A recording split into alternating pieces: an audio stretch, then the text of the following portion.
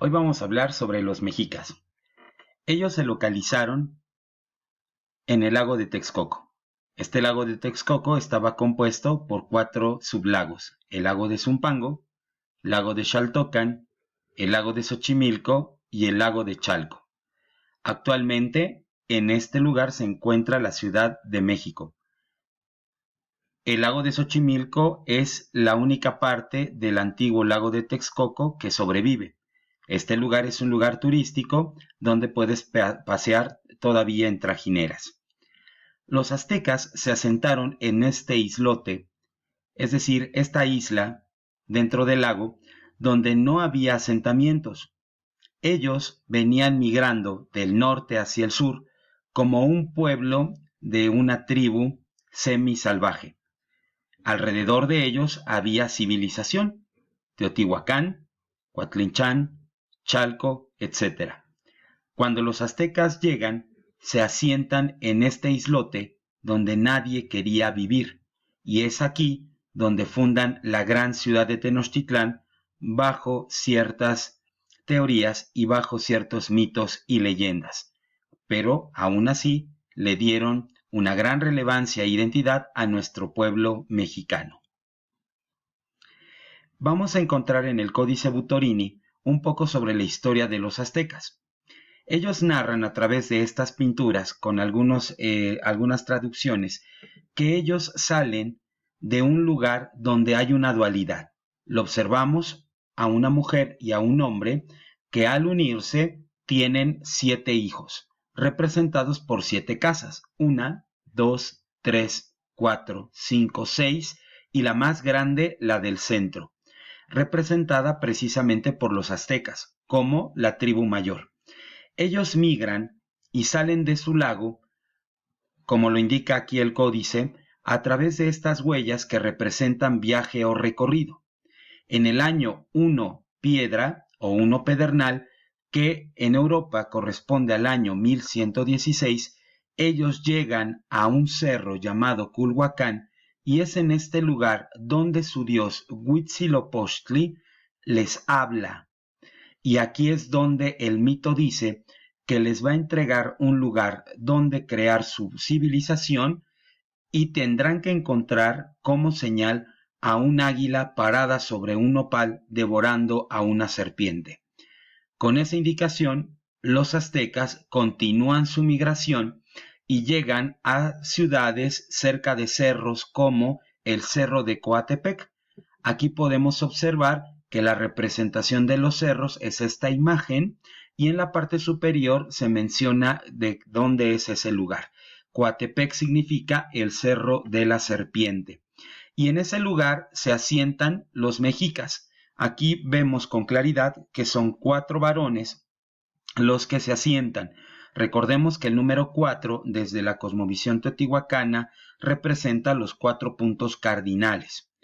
Continuaron con su migración, y en el año 3 Pedernal, es decir, si en el 1 Pedernal es 1116, para el 3 Pedernal es el año 1118.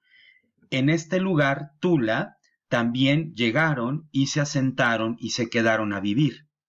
Continuaron con su recorrido y en el año 5 Pedernal llegaron al Cerro del Chapulín, el Cerro de Chapultepec, y nuevamente se asentaron para continuar su recorrido hacia el islote, donde por fin encontraron la señal sagrada que su dios les había mencionado. Esta es una imagen donde se cree que los aztecas vivían en el actual estado de Nayarit, al norte de nuestro país. En este sitio se cree que inició la migración de los aztecas hacia Tenochtitlán, la ciudad que iban a fundar para su gran imperio. Con respecto a la sociedad, los aztecas se regían por un gobierno tripartita: un gobernante, Tlatoani; un Cihuacóatl o jefe religioso; y un Tlatocan o un jefe militar. Estos 3 tomaban decisiones, y el que encabezaba esas decisiones era el jefe supremo llamado Tlatoani. Por lo tanto, llamarle Imperio Azteca no es del todo correcto, porque era un gobierno tripartita. La pirámide de clases sociales me atrevo a mencionarla de manera circular porque en realidad no era piramidal, porque todos los sectores eran sumamente importantes. Desde el sector primario, los recolectores, leñadores, salineros, pescadores y cazadores eran igual de importantes que el sector secundario, es decir, los constructores, artesanos, orfebres y demás. Y el sector terciario es el sector administrativo, guerreros águila jaguar, los que pintan códices y aquellos que se dedicaban a la administración. Por lo tanto, este mal llamado Imperio Mexica en realidad pues era una sociedad equilibrada donde el sistema, desde mi perspectiva, era un sistema radial y no piramidal. Ahora bien, con respecto a la religión, su misión cósmica es proporcionar los elementos esenciales para mantener la vida del Sol y todo cuanto existe. Con esta idea, y aunado a la idea de la dualidad, vida-muerte, por eso era necesario que si el Sol peleaba en la noche contra la Luna para salir al siguiente día resplandeciente, se desangraba y por eso necesitaba la sangre de los guerreros para poder seguir luchando y volver a salir al siguiente día. En esta misma religión vamos a encontrar al dios principal de los mexicas, y él es el dios Huitzilopochtli. Huitzilopochtli significa el colibrí zurdo. Huitzil, colibrí, o Pochtli, zurdo. Esto significa que era un animal sagrado, pero que también lo vinculaban con una imagen del dios Quetzalcóatl.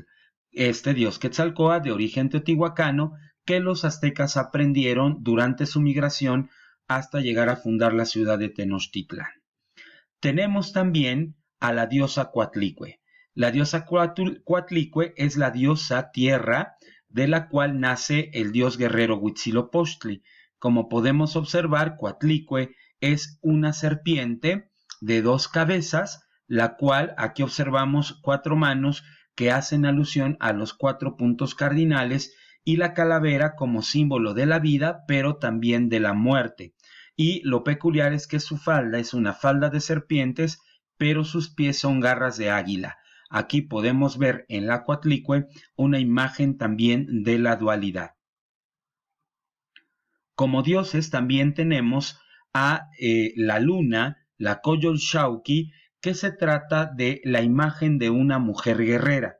Aquí podemos observar precisamente el dorso desnudo con sus caderas y sus piernas separadas y desmembradas del cuerpo. Aquí vemos sus brazos, su otro brazo y su cabeza desmembrada.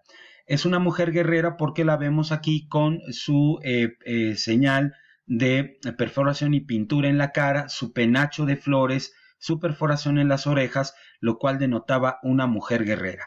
¿Por qué está descuartizada? Porque ella pelea contra su hermano el Sol, Huitzilopochtli, y pierde en esta batalla todas las noches y el Sol renace todos los días.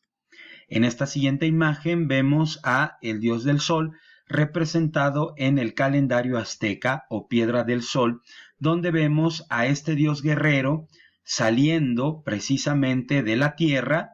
Aquí vemos la perforación de sus orejas, la lengua de fuera en posición de postura de amedrentar al oponente, sus brazos, sus manos, y en esta parte tenemos la representación de la leyenda de los 4 soles que estudiamos anteriormente en Teotihuacán.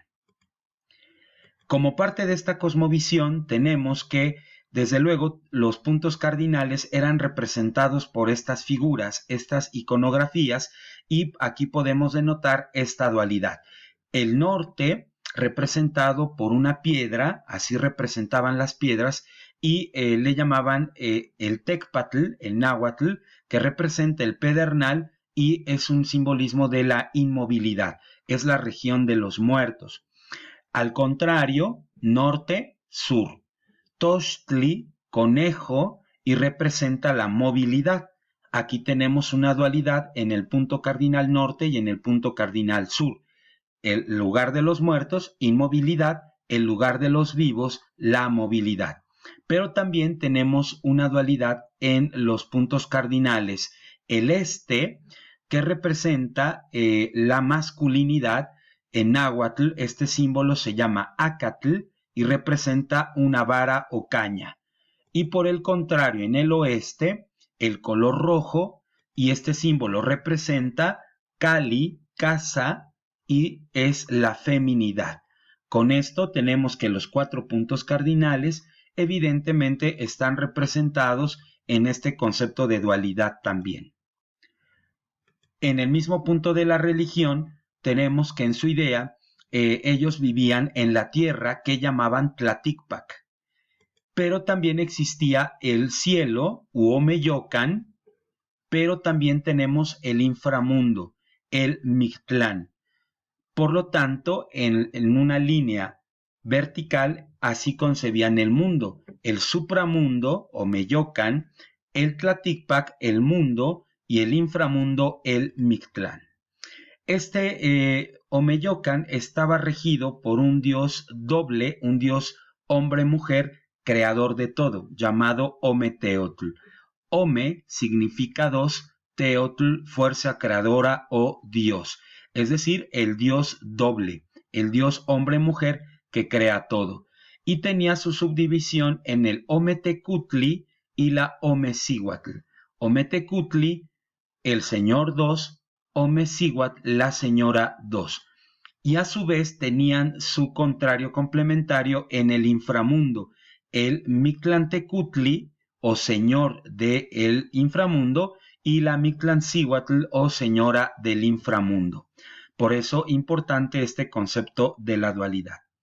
Como herencia cultural de los aztecas, tenemos la lengua náhuatl, que fundida precisamente con el castellano, y a su vez con las lenguas de origen árabe, tenemos que el español de México es un español bastante peculiar, porque para comenzar tenemos que en la lengua náhuatl se usaban las redundancias. Esto era para que quede claro en la mente y en el corazón. Por eso se repetía, para que la mente lo entendiera y el corazón hiciera la voluntad de lo que se decía. Por eso en nuestro país es correcto decir subirse para arriba o bajarse para abajo, porque al decir esta redundancia no es hablar mal, sino que quede claro que es salirse. O, como decimos también, callarse la boca. No me puedo callar otra parte más que la boca, pero que quede claro el guardar silencio. También se utilizaron diminutivos. Estos diminutivos son para suavizar con la voz y ser mucho más amable. Entonces vamos a encontrar que en otras latitudes al gordo se le dice gordo, pero en México se le puede decir gordito. Y al decir gordito, pues entonces la persona no se siente tan ofendida porque no sabemos qué tan obeso es, pero suena amable.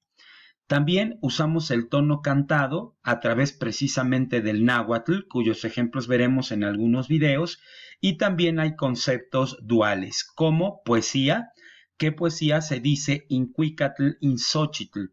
Esto significa canto y flor. La educación, inixtli inyolotl. La educación en inixtli significa el rostro y el yolotl el corazón.